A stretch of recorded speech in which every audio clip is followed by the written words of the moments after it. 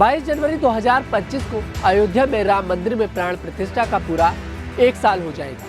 9 नवंबर 2019 को एक ऐसा ऐतिहासिक फैसला आया जिसने करीब 500 साल के संघर्ष को विराम दे दिया। सुप्रीम कोर्ट ने अयोध्या में राम मंदिर के निर्माण को मंजूरी दी।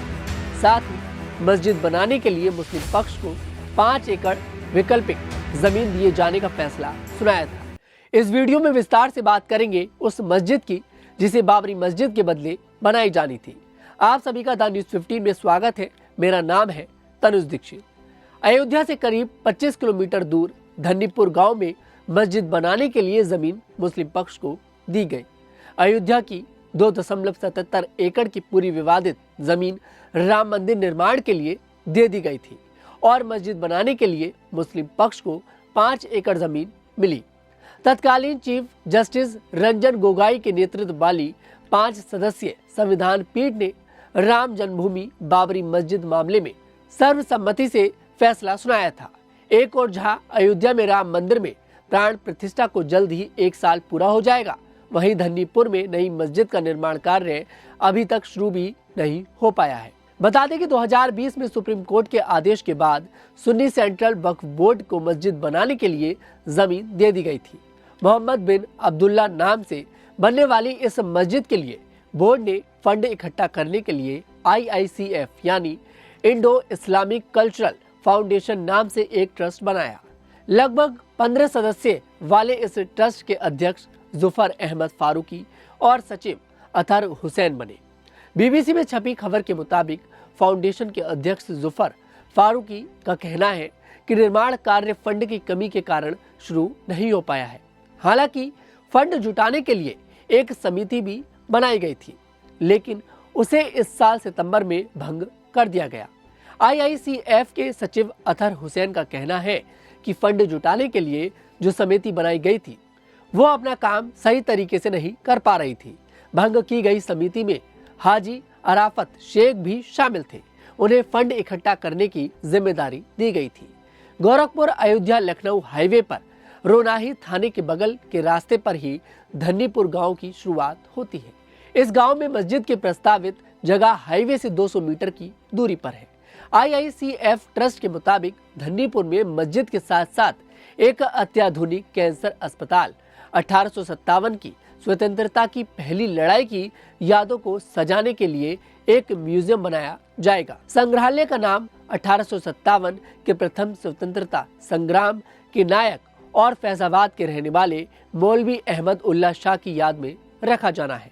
जानकारी के मुताबिक मस्जिद निर्माण के लिए 100 करोड़ रुपए की जरूरत है, लेकिन बाकी परियोजनाओं के लिए करीब 400 करोड़ रुपए की लागत आ सकती है। इन परियोजनाओं को चलाने के लिए और शुरुआती पूंजी की भी आवश्यकता पड़ सकती है।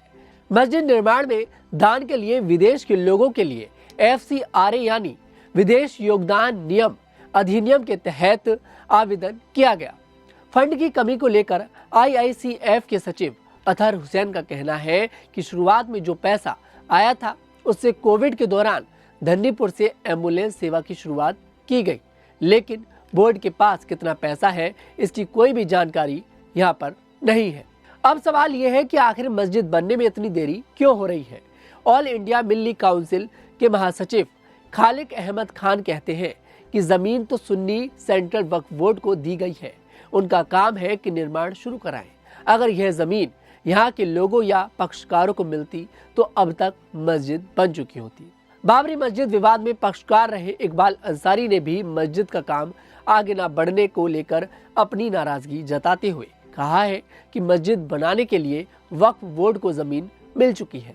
ऐसे में अब तक काम ही शुरू नहीं हुआ है और इस पर कोई कदम नहीं उठाया जा रहा है। वक्फ बोर्ड ने जमीन का कब्जा ले लिया है। अब ये उनकी जिम्मेदारी है कि मस्जिद का काम पूरा हो। जब तक मस्जिद अयोध्या में थी हम लोग उसकी देखरेख का काम कर रहे थे। वहीं कुछ लोगों का कहना है कि सरकार ने अभी तक कोई कागज नहीं दिया है। कोई सरकारी मुलाजिम भी कुछ बताने को तैयार नहीं है। अगर काम शुरू होता है तो बाद में रुकावट आ सकती है। सवाल है कि मस्जिद निर्माण का काम शुरू नहीं हुआ तो आखिर उस जमीन पर क्या हो रहा है। बता दें कि जो जमीन मस्जिद बनाने के लिए दी गई है वहां पहले से दरगाह मौजूद है।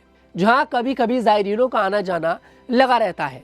बाकी जमीन पर धोबी अपने कपड़े सुखाते नजर आते हैं तो किसान अपने मवेशी चराते हैं।